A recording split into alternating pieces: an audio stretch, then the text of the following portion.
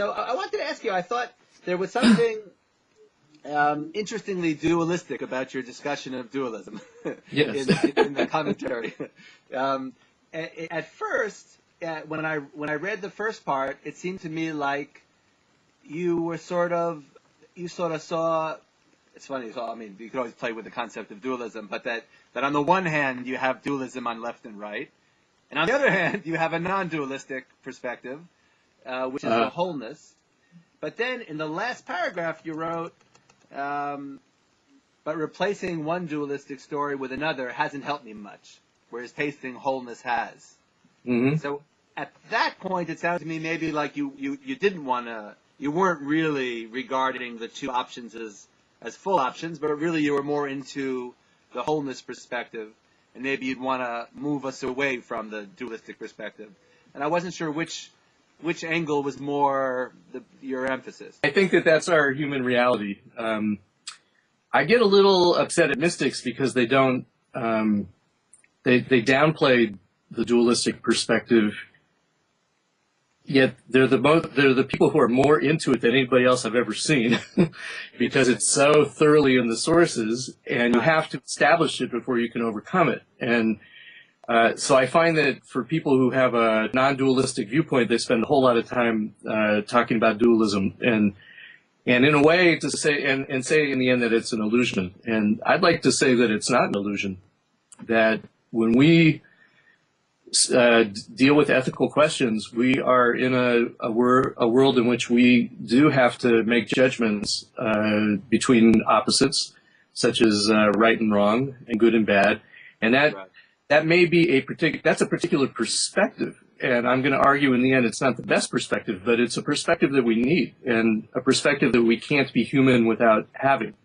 And it's the perspective from which our moral discussions take place. So it is, I think, needs to be recognized. In the Tishby quote that I allude to, he really goes into that, that the Zohar is profoundly ambivalent about it. Right. It never resolves the issue of whether or not God's divine light is in the world and it's one, and that's it, or whether or not evil has its own reality, and there's a darkness that has independent existence, the Gnostic view. And he notes how that is a dominant view in the moral discussions in the Zohar. And so he notes that contradiction. So to get back to your question, I think that we have to start from the dualistic perspective. We have to look at our lives around this time of year and ask, what's good and what's bad?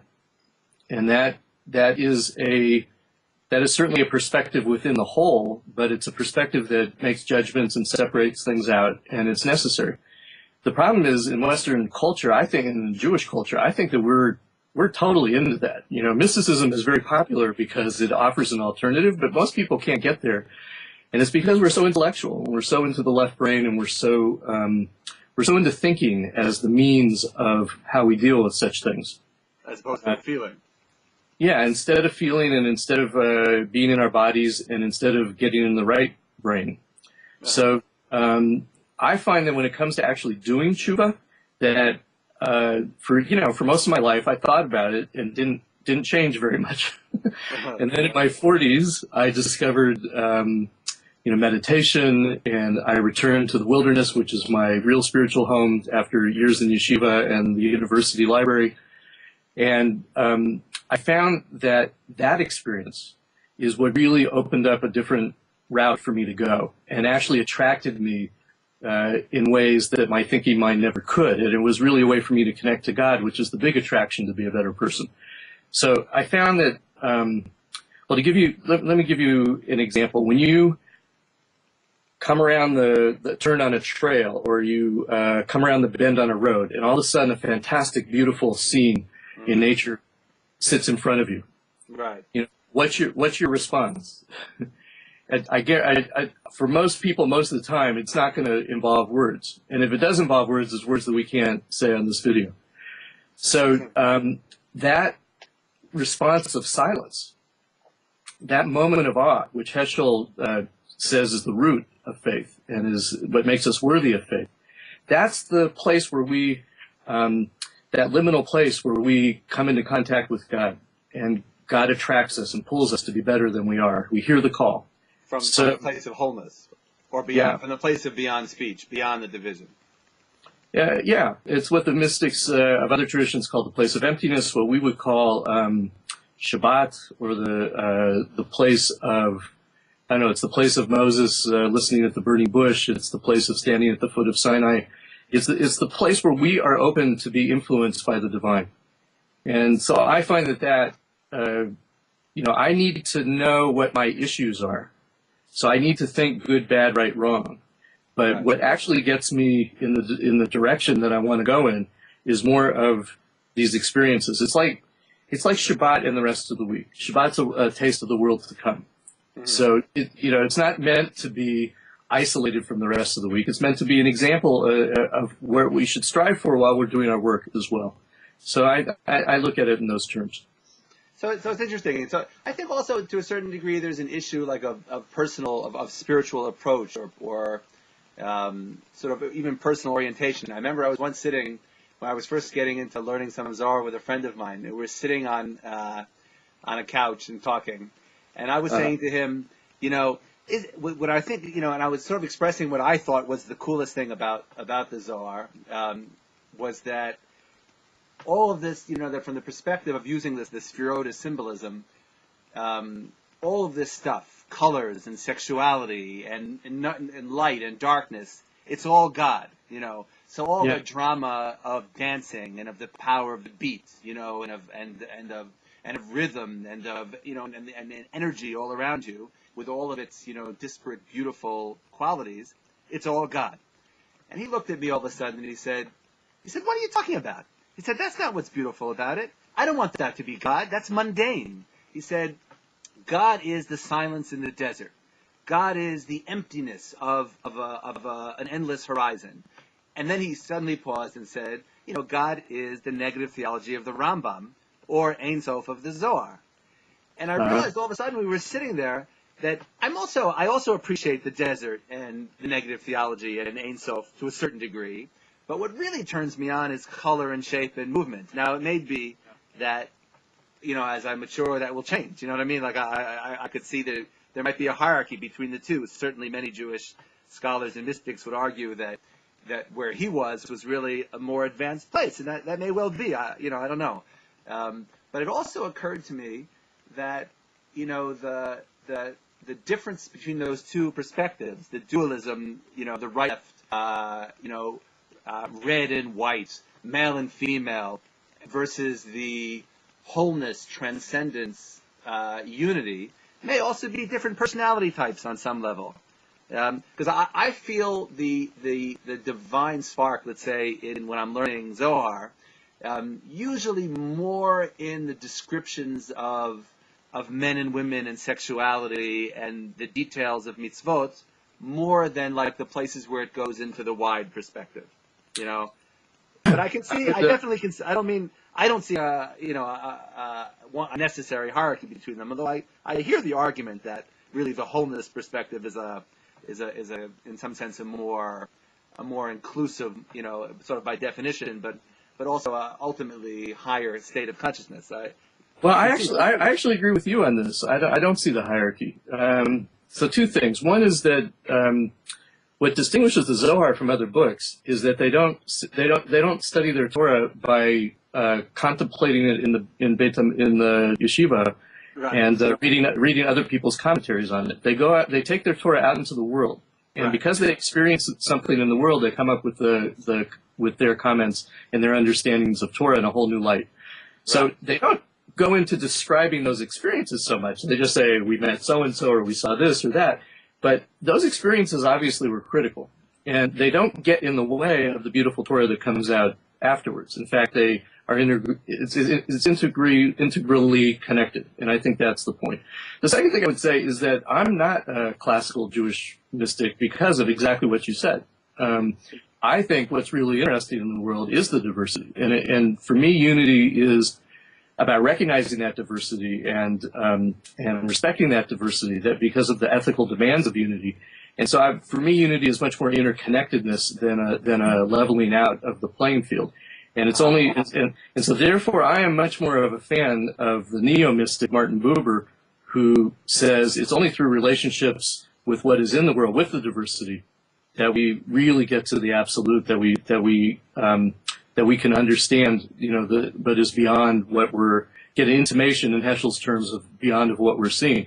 But, the emptiness before God and the sunset, well, it's significant that it's a sunset, and that's something else. Right, Yeah. and the colors. Right. Yeah.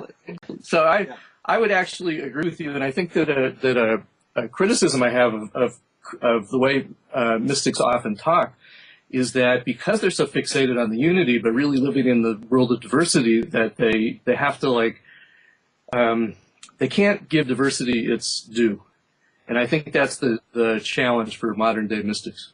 Right. I think it's also there's a sense, like my friend sense, that in the way he felt about it, it also reminds me a little of Yishael Leibovich. It was very much a nothingness kind of. Yeah. There's a sense that if you're worshiping God through diversity and color, and spiritual, actual experience, essential experience, embodied experience, that there's a quality of it which can be worshiping yourself and your own pleasures, in perspective. Whereas the emptiness is like a radical transcendence. It's a getting beyond the human, beyond worshiping yourself. And I agree, there's a real danger in that. But I think we really do agree. In other words, because I feel like one of the things that the symbolic structure of the Sefirot reflects is the idea that all of this color and passion can be worshiping yourself, but you can also be worshiping God through it. Right, by mapping out what it is about those things, which in fact is divine. Which brings me back to Buber's main point and to what I consider to be the synonym for spirituality, that overabused term, which is deep listening.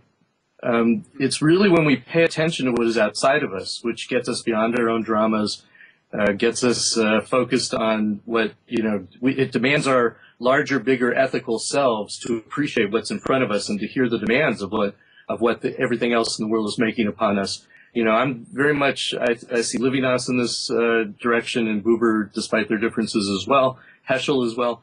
I really think this is where, it's through the world, but through the posture of being focused on the other and the demands of the other, that I follow these thinkers and thinking that that's really the way to God. Yeah, that's interesting. Also, I mean, obviously, the other is a dualistic idea, although that hadn't crossed my mind until you said it. In other words, just the idea of focusing on the other is already within the world of those kinds of distinctions. Yes. Sometimes I think of, how first comes Chesed, then comes Din. So sometimes I think of it like Chesed wants to love, but until you get to Din, you don't have anybody to love. In other words, without the negative, without positive negation, definition, I can't distinguish between myself and the other to have an object for love.